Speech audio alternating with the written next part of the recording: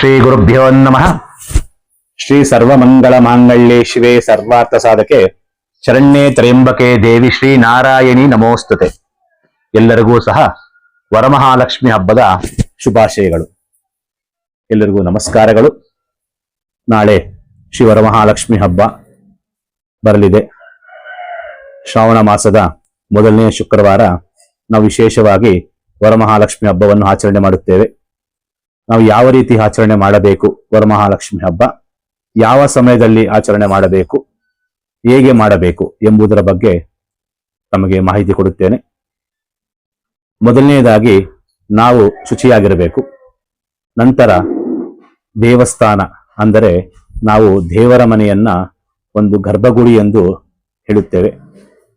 ಶುಚಿಯನ್ನು ಮಾಡಿಕೊಂಡು ಎಲ್ಲ ದೇವರನ್ನ ಶುದ್ಧಿ ಮಾಡಿಕೊಂಡು ಅಲಂಕಾರ ವ್ಯವಸ್ಥೆ ಮಾಡಿಕೊಂಡು ನಂತರ ಒಂದು ಮನೆಯ ಮೇಲೆ ಅಕ್ಕಿಯನ್ನು ಇಟ್ಟುಕೊಂಡು ಬೆಳ್ಳಿ ತಂಬಿಗೆ ಇರಬಹುದು ಅಥವಾ ತಾಮ್ರ ತಂಬಿಗೆ ಇರಬಹುದು.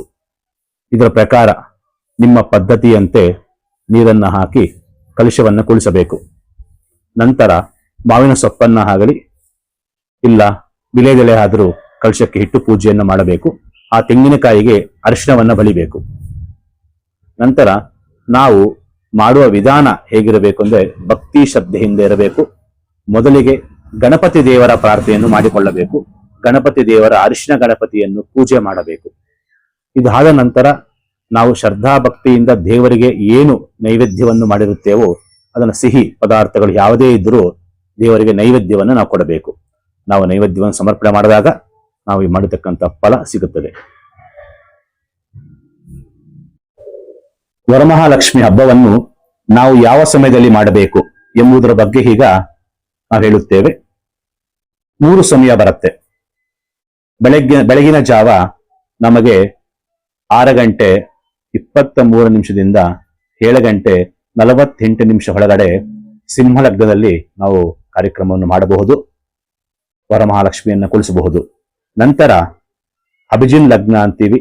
ಮಧ್ಯಾಹ್ನ ಬರುತ್ತೆ 12 ಗಂಟೆ 6 ನಿಮಿಷದಿಂದ 2 ಗಂಟೆ 20 ನಿಮಿಷ ಒಳಗಡೆ ವೃಶ್ಚಿಕ ಲಗ್ನ ಬರುತ್ತೆ. ಆ ಸಮಯದಲ್ಲೂ ಸಹ ವರಮಹಾಲಕ್ಷ್ಮಿಯನ್ನು ಕುಳಿಸಬಹುದು, ನಾವು ಪೂಜೆಯನ್ನು ಮಾಡಬಹುದು. ನಂತರ ಸಾಯಂಕಾಲ ಗೋಧುಳಿ ಲಗ್ನ ಅಂತ ಕರಿತೀವಿ. ಸಾಯಂಕಾಲ ಕುಂಭ ಲಗ್ನ ಬರುತ್ತೆ. 6 ಗಂಟೆ 16 ನಿಮಿಷದಿಂದ 7 ಗಂಟೆ 40 ನಿಮಿಷದ ಒಳಗಡೆ ನಾವು ವರಮಹಾಲಕ್ಷ್ಮಿಯನ್ನ ಕುಳಿಸಬಹುದು, ಪೂಜೆಯನ್ನು ಮಾಡಬಹುದು. ನಾವು ಈ 3 ಸಮಯಗಳಲ್ಲಿ ಅಮ್ಮನವರ ಆರಾಧನೆ, ಪೂಜೆ, ಧ್ಯಾನ ಮಾಡಿದರೆ ಅತ್ಯುತ್ತಮ ಫಲವನ್ನು ಕೊಡುತ್ತಾಳೆ. ಅಮ್ಮನ ಅನುಗ್ರಹ ನಮಗೆ ಸಿಗುತ್ತದೆ. ಎಲ್ಲರಿಗೂ ಸಹ ಒಳ್ಳೆಯದಾಗಲಿ, ವರಮಹಾಲಕ್ಷ್ಮಿ ಅನುಗ್ರಹ ಸಿಗಲಿ. ಲೋಕ ಸಮಸ್ತ ಸುಖಿನೋ ಭವಂತು, ಸಮಸ್ತ ಸನ್ಮಂಗಳಾನಿ ಭವಂತು.